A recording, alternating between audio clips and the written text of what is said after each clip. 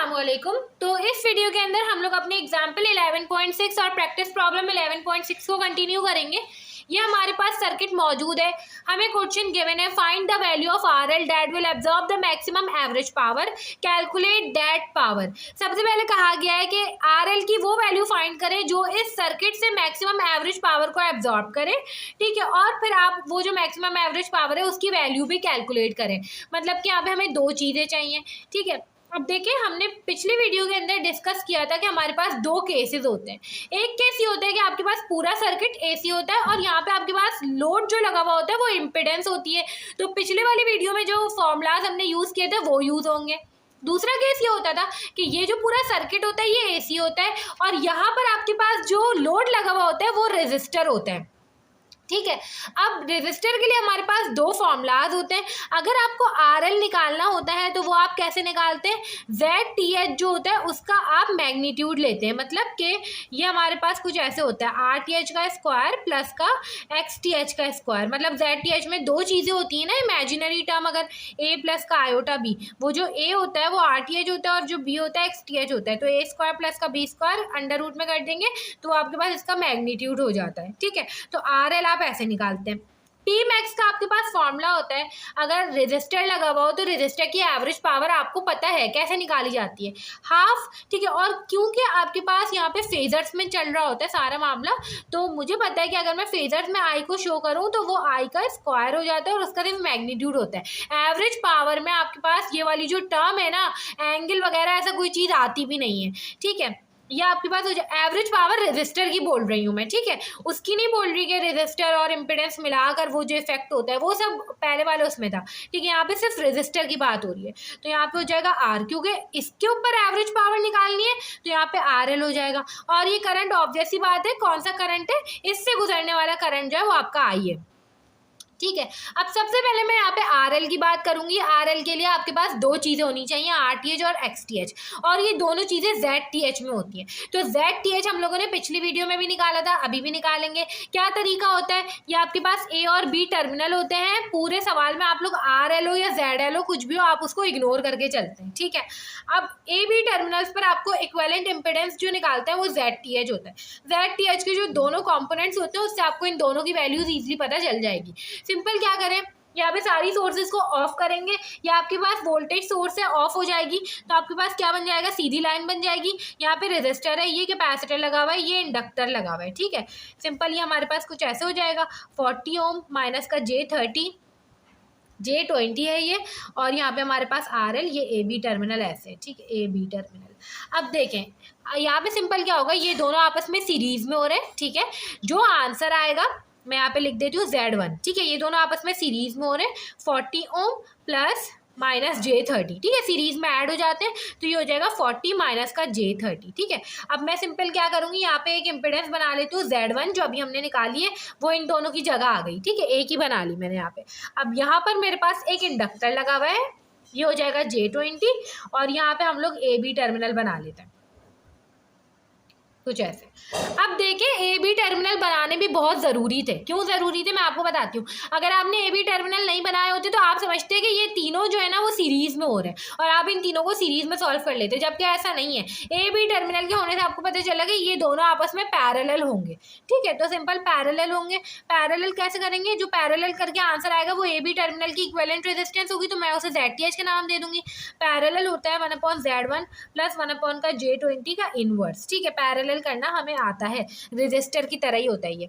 आप simple complex पर जाएंगे, उसके बाद आप ब्रैकेट लगाएंगे, 1/Z1 की वैल्यू क्या है भाई, 40 माइनस का 30J, ये हो जाएगा प्लस 1/20J, इसका करना है आपको इनवर्स। आंसर आ जाएगा आपके पास। अच्छा देखें, अब ये एंगल में आंसर आया तो सिंपल मैं इसको जो है ना इस फॉर्म में लाऊंगी, A प्लस का आयोटा B वाली फॉर्म में, ताकि जो है ना मुझे अपनी RTH और XTH की वैल्यू पता चल सके, ठीक है। तो ये सिंपल इस फॉर्म में आया है तो मुझे पता चला कि ZTH की वैल्यू है 9.4117 प्लस 22.35J, ठीक है, ये हमारे पास RTH की वैल्यू है इसमें से, और ये मेरे पास XTH की वैल्यू है। मुझे असल में चाहिए क्या था, मुझे असल में चाहिए था RL। ठीक है, RL के लिए मेरे पास फॉर्मूला होता है RTH² plus XTH² under root के अंदर। तो सिंपल RTH की मेरे पास ये वैल्यू है 9.4117 का स्क्वायर, प्लस का XTH की मेरे पास ये वैल्यू है, J नहीं होता इंक्लूड। ठीक है, ये हमारे पास आ जाएगा। अब देखिए सिंपल हमारे पास हमने जैसे इसको कैलकुलेट किया तो RL की वैल्यू निकल कर आ गई है। अब हमें दूसरी चीज़ जो निकालनी है वो है हमारे पास P मैक्स, मतलब कि मैक्सिमम एवरेज पावर, जिसके लिए मैंने यहाँ पे फॉर्मूला लिख दिया है। अब देखिए इसमें हमें दो चीज़ों की नीड है, एक तो RL की नीड है और एक करंट की नीड है, जो यहाँ से गुजरने वाला करंट है। ठीक है, अब ये करंट निकालने का एक तरीका होता है। ठीक है, वैसे तो आप लोग बोलेंगे भाई हम अपना तरीका यूज़ कर लें, इस सर्किट के ऊपर टेक्निक्स लगाएं और यहाँ से गुजरने वाला करंट फाइंड कर लें, तो वो भी ठीक है, मगर एक इसका स्पेसिफिक तरीका होता है। तरीका क्या होता है, ये जो असल में मैक्सिमम एवरेज पावर का जो थ्योरम है ना, वो निकल कर आया था थेवेनियंस थ्योरम से। ठीक है, ये जो RTH VTH का ये जो पूरा कॉन्सेप्ट है, ये RTH क्या होता है, थेवेनियंस रेजिस्टेंस होती है, VTH थेवेनियंस थ्योरम होता है, जो हमने DC के अंदर पढ़ा हुआ है। ठीक है, थेवेनियंस थ्योरम क्या बोलता है कि आपके पास एक थेवेनियंस इक्विवेलेंट सर्किट बनता है जिसमें एक VTH होता है, सीरीज में आप RTH लगाते हो। ठीक है, और यहाँ पे सीरीज में आप लोड लगाते हो, ये आपके पास थेवेनियंस थ्योरम होता था। इसका मकसद क्या होता है, मकसद ये होता है कि आपके पास RL जो है ना, यहाँ पे मैंने आपको बताया था लोड क्या होता है, अप्लायंसेस आप कोई भी चेंज करते रहो। ठीक है, RL तो कुछ भी हो सकता है, लोड कुछ भी हो सकता है, तो जब हर दफ़ा यहाँ पे डिफरेंट लोड लगता था तो इस पूरे सर्किट की कैलकुलेशन अलग हो जाती है। ठीक है, तो इसलिए आप क्या करते हो कि एक VTH निकाल लेते हो, एक RTH निकाल लेते हो। जैसे कि मैंने बताया था, आप लोड को इग्नोर करते हो पूरे सवाल में, VTH और RTH निकालते हो और आप ये थेवेनियंस का एक इक्विवेलेंट सर्किट बना देते हो। मतलब ये दोनों चीज़ें फिक्स हो गई और RL आप यहाँ पे चेंज करते रहो, तो आपको पूरी कैलकुलेशन वापस से उस ओरिजिनल सर्किट के ऊपर नहीं करनी पड़ती, बल्कि आपके पास एक ये सिंप्लीफाइड सर्किट आ जाता है, फिर आप सारी कैलकुलेशन इसके ऊपर करते हो। तो ये वजह होती है थेवेनियंस की। ठीक है, अब सिंपल क्या है कि मैंने आपको ये बोला कि आपको ये करंट निकालना है। ठीक है, अब करंट आपको RL के ऊपर निकालना है, तो सिंपल ये करंट यहाँ से गुजर रहा है। अब मुझे ये बात पता है कि जो AC सर्किट है उसके अंदर RTH नहीं होता, ठीक है, ZTH होता है। अब आप बोलेंगे भाई RL भी नहीं होता, ZL होता है, तो ZL वाले के लिए जो पिछली वीडियो में हमने कॉन्सेप्ट्स पढ़े थे वो कॉन्सेप्ट्स यूज़ होंगे। यहाँ पे अभी RL की बात हो रही है। ठीक है, तो RL से गुजरने वाला करंट अगर मुझे फाइंड करना हो तो बताएं मैं कैसे फाइंड करूँगी। सिंपल है, यहाँ पे आपके पास जो ओम्स लॉ होता है वो होता है V = IR।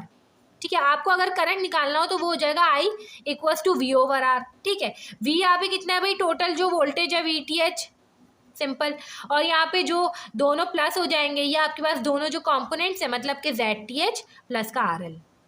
इस फॉर्मूले से आप लोग करंट निकालेंगे। ठीक है, अब इसके लिए मेरे पास ZTH भी मौजूद है, RL भी मौजूद है, सिर्फ मुझे VTH चाहिए, तो मैं इस AB टर्मिनल्स पर VTH निकालूंगी, जैसे मैंने पिछली वीडियो में निकाला था और मैं निकाला करती थी। ठीक है, VTH निकालने के बाद हम सिंपल करंट कैलकुलेट कर लेंगे, जिससे हमारे पास पावर आ जाएगी। एक तरीका ये है, दूसरा तरीका ये है कि आप RL की वैल्यू इधर रखें और जो सिंपल टेक्निक्स होती है सर्किट की, नोडल, मैश, कुछ भी होता है आपको आता है, वो आप करके करंट निकाल लें। तो वैसे भी आप निकाल सकते हैं, मगर क्योंकि कॉन्सेप्ट ये थेवेनियंस से ही निकल कर आया था, तो आपको थेवेनियंस का सर्किट ही यूज़ करना चाहिए। ठीक है, तो अब हम VTH निकाल लेते हैं। अब देखिए VTH के लिए यहाँ पे बेस्ट तरीका ये कि यहाँ पे मेरे पास टोटल वोल्टेज मौजूद है। ठीक है, सिंपल मैं क्या करूँगी, यहाँ पे तीनों चीज़ें, अगर मैं RL हटा दूँ तो तीनों चीज़ें सीरीज में। ठीक है, यहाँ पे AB टर्मिनल है, जो यहाँ पे वोल्टेज होगा वही यहाँ पर भी वोल्टेज होगा, है ना। तो अगर मैं यहाँ का वोल्टेज फाइंड कर लूँ तो मेरे पास वो AB टर्मिनल का वोल्टेज आ जाएगा जो कि VTH है। ठीक है, तो सिंपल मुझे VTH निकालना है, तो मैं क्या करूँगी, J20 का जो इंडक्टर है इसके ऊपर वोल्टेज निकाल लेती हूँ। अब यहाँ पर वोल्टेज निकालने का बहुत आसान तरीका है, सीरीज में तीनों चीज़ें लगी हुई है, टोटल वोल्टेज मौजूद है, VDR लगा दें। ठीक है, VDR के लिए हम लोग सिंपल क्या करते हैं, पिछली वीडियो में भी हम लोगों ने देखा था, VTH मुझे निकालना है, जिसके ऊपर आपको वोल्टेज निकालना होता है वो एलिमेंट आप ऊपर रखते हो, मतलब 20J मैं ऊपर रखूँगी, नीचे सारे एलिमेंट्स को प्लस कर दो, 40 + J20 - J30 multiply by total voltage, जो कि है आपके पास 150∠30° वोल्ट्स। पहले इसको आप कैलकुलेट करें, जो आंसर आया वो लिखे, फिर मल्टीप्लाई बाय इससे करें, इससे आपकी जो कैलकुलेशन है वो गलत नहीं होगी। ठीक है, फ्रैक्शन में हमने लिखा 20J, नीचे हो जाएगा 40 + 20J, और ये हो जाएगा हमारे पास -30J। ठीक है, ये आंसर आ जाएगा हमारे पास। अब बेहतर है कि वोल्टेज है तो आप इस फॉर्म में आंसर निकालें। वापस से उसी में आ गया 3 2, ठीक है। तो आंसर आ गया हमारे पास 0.485 एंगल 10.03 मल्टीप्लाई बाय 150 एंगल 30। अब सिंपल आपने इस पूरी चीज़ को मल्टीप्लाई कर देना है इससे, तो ब्रैकेट के अंदर लिखेंगे ताकि हमारी कैलकुलेशंस में गड़बड़ ना हो, ठीक है। एंगल 104.03 और ये हो जाएगा 150 एंगल 30। तो आंसर आ गया हमारे पास VTH का 72.75 एंगल 134.03। मगर मुझे असल में VTH नहीं चाहिए, मुझे क्या चाहिए, करंट चाहिए।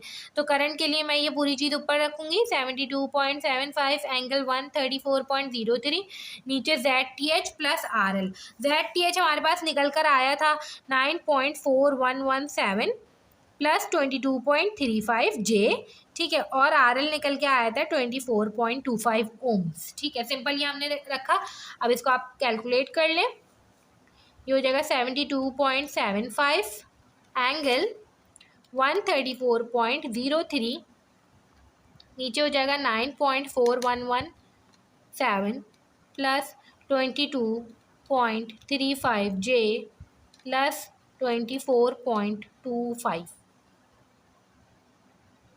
जैसे आप इसको कैलकुलेट करेंगे तो आपके पास करंट का जो आंसर आएगा वो आएगा 1.800 एंगल 100.447, ठीक है। ये आपके पास करंट का आंसर आ गया। अब आप बोलेंगे भाई हमने पिछली वीडियो के अंदर पढ़ा था कि करंट और जो वोल्टेज है उसका जो एंगल है वो सेम होना चाहिए, ठीक है। तो वो चीज़ आपने सिर्फ रेजिस्टर के ऊपर पढ़ी थी। अभी आप जो करंट निकाल रहे हैं वो एक इम्पिडेंस से होता हुआ आ रहा है, फिर रेजिस्टर के ऊपर आ रहा है, ठीक है। तो उनके जो एंगल्स होंगे वो डिफरेंट होंगे, ये चीज़ आपको पता होनी चाहिए, ठीक है। तो सिंपल आपने आप पी मैक्स निकालना है, जिसके लिए आपके पास फॉर्मूला था हाफ I² RL, ठीक है। हाफ आई का सिर्फ आपने मैग्नीट्यूड रखना है 1.800। अब ये चीज़ आपको कैसे याद रहेगी कहाँ मैग्नीट्यूड है कहाँ नहीं है? तो सिंपल एक बात याद रखें, आप जो पावर निकाल लें वो सिर्फ RL की निकालना है, आप इस पूरी चीज़ की नहीं निकाल लें, ठीक है। RL की सवाल में भी लिखा हुआ है। तो RL की पावर जब निकाल लें तो रजिस्टर के ऊपर कोई इमेजिनरी टर्म नहीं होती, कोई एंगल्स नहीं होते, उसकी पावर सीधी सीधी आती है, ठीक है। कोई आपके पास J और ये सब चीज़ें नहीं आती। तो सिंपल उसमें कोई एंगल नहीं होता, कोई J नहीं होता, कोई कुछ नहीं होता, तो सिर्फ मैग्नीट्यूड होता है, ठीक है। इसलिए यहाँ पे आप सिर्फ मैग्नीट्यूड रखेंगे। यहाँ पे हो जाएगा RL की वैल्यू आपके पास कितनी आई है भाई 24.25। सिंपल हम इसको कैलकुलेट कर लेंगे, कंप्यूटर के मोड पे जाएंगे। ये हो जाएगा हमारे पास 1/2, ये हो जाएगा 1.800 का स्क्वायर कर दिया और मल्टीप्लाई बाय 24.25 कर दिया। ये हमारे पास आंसर आ गई 3.285, इसकी पावर आ गई वॉट्स।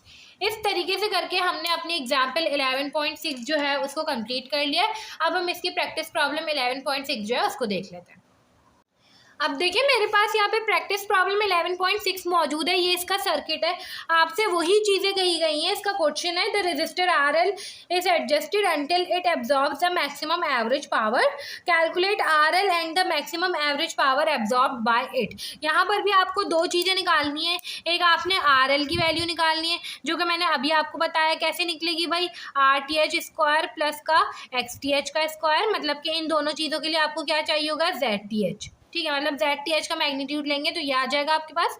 और सिंपल आपको जो पावर निकालनी है P मैक्स निकालनी है रजिस्टर के ऊपर, वो हो जाएगा हाफ I का आप स्क्वायर करेंगे RL, ठीक है। और मुझे कैसे पता चला मुझे ये दोनों फॉर्मूलाज यूज़ करने? सिंपल है, आपने यहाँ पे सबसे पहले देखना था कि इधर ZL है या RL है। अगर ZL होता तो आप प्रैक्टिस प्रॉब्लम जो 11.5 की थी हमने वो वाले फॉर्मूलाज यूज़ करते, और अगर RL है तो आपने ये वाले फॉर्मूलाज यूज़ किए। अब इसके मुताबिक मुझे सबसे पहले क्या चाहिए, ZTH चाहिए। तो ZTH के लिए यहाँ पर मैं AB टर्मिनल बना देती हूँ। इस AB टर्मिनल पर मुझे क्या चाहिए, इम्पिडेंस चाहिए। तो सिंपल सारी सोर्सेज ऑफ करेंगे। जब मैं इसको ऑफ करूँगी तो मेरे पास जो सर्किट है वो कैसा बन जाएगा, यहाँ पे रेजिस्टर है, यहाँ पे इम्पिडेंस है, यहाँ पे फिर रेजिस्टर है, यहाँ पे फिर क्या है भाई, कैपेसिटर है, ठीक है। और सिंपल यहाँ पे ए बी टर्मिनल है।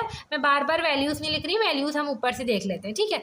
अब देखिए रेजिस्टर और जो आपके पास इंडक्टर है वो दोनों सीरीज़ में है, तो ये एक इम्पिडेंस हो जाएगी आपके पास, यहाँ पे एक इम्पिडेंस आ जाएगी, ठीक है। इन दोनों को सीरीज़ में सॉल्व करेंगे तो यहाँ पे रेजिस्टर वैसा का वैसा ही है और कैपेसिटर भी वैसा का वैसा ही है, ठीक है। ए और ये हो जाएगा बी।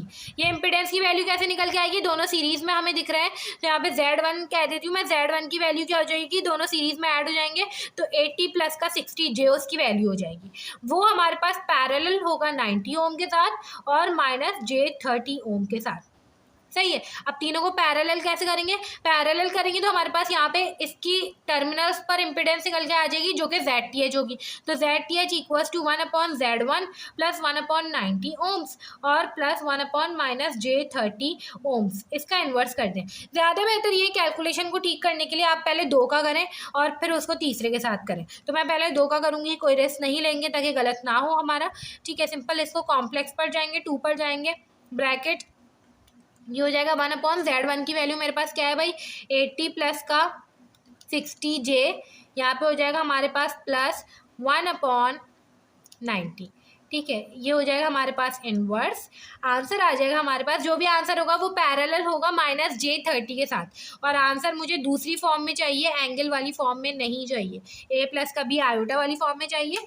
आंसर आया हमारे पास Z2 कह देती हूँ मैं इसे 47.631 प्लस 14.954 J, ठीक है। अब ये हमारे पास वापस से क्या होगा, पैरेलल होगा ZTH के लिए 1/Z2 पैरेलल विथ 1/-30 J, इसका इन्वर्स करेंगे तो अब हम कर देते हैं। यहाँ पे ये हो जाएगा 1/Z2 की वैल्यू मेरे पास क्या है भाई 47.631 प्लस 14.954 J प्लस 1/- ये ब्रैकेट में लिखेंगे क्योंकि माइनस के साथ है -30J। यहाँ पे एक और ब्रैकेट लगा देंगे और उसको हमने करना है इनवर्स, तो आंसर आ जाएगा हमारे पास 17.1808। ZTH का आंसर है 17.1808 माइनस 24.5727 J, ठीक है। अब देखिए हमारे पास ZTH की वैल्यू आ गई। हमें ये बात पता है कि जो पहली वैल्यू होती है वो RTH होती है और ये हमारे पास क्या होता है XTH होता है, ठीक है XTH। तो सिंपल हमने क्या करना है, दोनों का स्क्वायर लेके अंडर रूट लेना है ताकि हमारे पास RL आ जाए, ठीक है। ये हमारे पास हो जाएगा 17.1808 का स्क्वायर प्लस माइनस 24.5727 का स्क्वायर, ठीक है। अब देखिए सिंपल हम लोग कैलकुलेटर पे जाएंगे, ये हो जाएगा हमारे पास 17.1808 का स्क्वायर प्लस माइनस 24.5727 का स्क्वायर। जो हमारे पास RL की वैल्यू है वो आई है 29.9 ओम्स, ठीक है, मतलब कि 30 ओम्स आ गई। ये हमारे पास RL की वैल्यू आ गई। अब सिंपल हमने दूसरा काम क्या करना है, दूसरा काम हमने पावर निकालनी है। अब देखिए जो हमें दूसरी चीज़ निकालनी है वो हमारे पास पावर है, ठीक है। पावर के लिए हमारे पास फॉर्मूला होता है हाफ, यहाँ पे करंट होता है जिसका मैग्नीट्यूड होता है और यहाँ पे RL, क्योंकि RL के ऊपर हम लोग पावर निकालना है। ये करंट RL से गुजरने वाला करंट होता है और इसको हम लोगों ने अभी डिस्कस किया था कि इसका फॉर्मूला हमारे पास होता है VTH अपॉन का RL प्लस का ZTH, ठीक है। और इसका हमने अभी सर्किट भी देखा था। अब देखिए RL और ZTH मेरे पास मौजूद है, मुझे यहाँ पे सिर्फ VTH चाहिए। VTH क्या है, ये जो यहाँ पे RL को हटा के जो टर्मिनल्स होते हैं A और B, यहाँ का वोल्टेज है। मैं ही कह सकती हूँ कि इधर का जो वोल्टेज है वो इधर का वोल्टेज है और जो इधर का वोल्टेज है वो इधर का वोल्टेज है, क्योंकि तीनों चीज़ें आपस में पैरेलल है। तो अब मैं क्या करूँगी, सिंपल इस सर्किट को थोड़ा सा सॉल्व करूँगी। मेरे पास यहाँ पे टोटल वोल्टेज मौजूद है। अगर मैं ये करूँ कि यहाँ पे टोटल वोल्टेज मैंने बना दिया, यहाँ पे रेजिस्टर, यहाँ पे इंडक्टर, और इन दोनों को पैरेलल में सॉल्व कर लूँ तो मेरे पास यहाँ पे एक ही चीज़ आ जाएगी जो कि इम्पिडेंस होगी। तो वो जो इम्पिडेंस होगी असल में मुझे उसके ऊपर चाहिए, इस पूरे के ऊपर चाहिए ना, तो आपको इसको पहले सॉल्व करना पड़ेगा। अगर आपने डीसी में ये चीज़ पढ़ी हो तो डीसी में हमने यही चीज़ करते थे, हम लोग जब VDR लगा देते और 2 रेजिस्टर्स पैरेलल में होते थे तो पहले हम उसे सॉल्व करते हैं, एक बनाते हैं। इसको मैं एक बनाऊंगी कैसे, दोनों पैरेलल में, तो पैरेलल में सॉल्व करूंगी।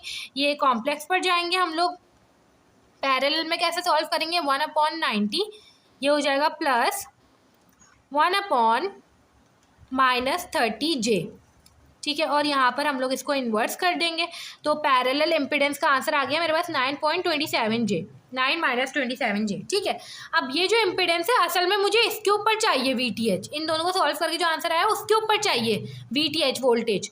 ठीक है, तो सिंपल अब मैं क्या करूँगी, यहाँ पे VDR लगा दूंगी। VDR हम लोग कैसे लगाते हैं, VTH के लिए टोटल वोल्टेज होता है वो मल्टीप्लाई हो जाता है बाद में, जो कि 220 एंगल 60 डिग्री है। अब फ्रैक्शन होता है, फ्रैक्शन के ऊपर हमारे पास वो वोल्टेज आता है जिसके ऊपर हमें VTH निकालना है, जो वोल्टेज निकालना है वो ऊपर आता है, तो इसके ऊपर निकालना है तो ये मैं ऊपर लिखूंगी। ठीक है, और सीरीज में वोल्टेज डिवाइड होता है तभी VDR लगता है। ठीक है, तो यहाँ पे सीरीज में आ गए सारे, मैं VDR लगा सकती हूँ। नीचे सारे सीरीज वाले जो चीज़ें होती हैं वो प्लस हो जाती हैं, तो ये रेजिस्टर प्लस 60J, ये रहा इंडक्टर की वैल्यू प्लस ये भी चीज़ पूरी प्लस हो जाएगी 9-27J। ये फॉर्मूला है हमारे पास VDR का, इससे आप लोग जैसे सॉल्व करेंगे तो VTH मतलब यहाँ का वोल्टेज आ जाएगा। सिंपल, अब देखें सबसे पहले हम लोग फ्रैक्शन सॉल्व कर लेते हैं। ये हो जाएगा 9-27J 80 प्लस नीचे जाएंगे 80 प्लस 60J प्लस 9-27J, जो भी आंसर आएगा।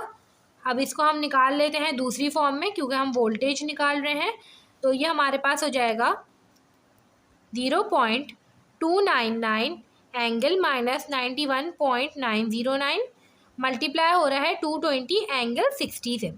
ठीक है, तो आप सिंपल यही करेंगे हम लोग 0.299 एंगल -91.909 मल्टीप्लाई हो जाएगा 220 एंगल 60 से, तो आंसर आ जाएगा हमारे पास VTH का, जो कि आ गया है 65.78 एंगल -31.909। अब मुझे असल में करंट चाहिए, तो करंट के लिए मैंने VTH की वैल्यू निकाल ली है 65.78 एंगल -31.909। नीचे आ जाएगी हमारे पास RL की वैल्यू हमने निकाल ली थी पहले ही 30, प्लस का ZTH की वैल्यू भी मेरे पास मौजूद है 17.1808 -24.5727। अब आप इसको सिंपल कैलकुलेट कर लें, आपके पास करंट का आंसर आ जाएगा 65.78 एंगल -31.909। नीचे आ जाएगा 30 प्लस 17.1808 -24.57J।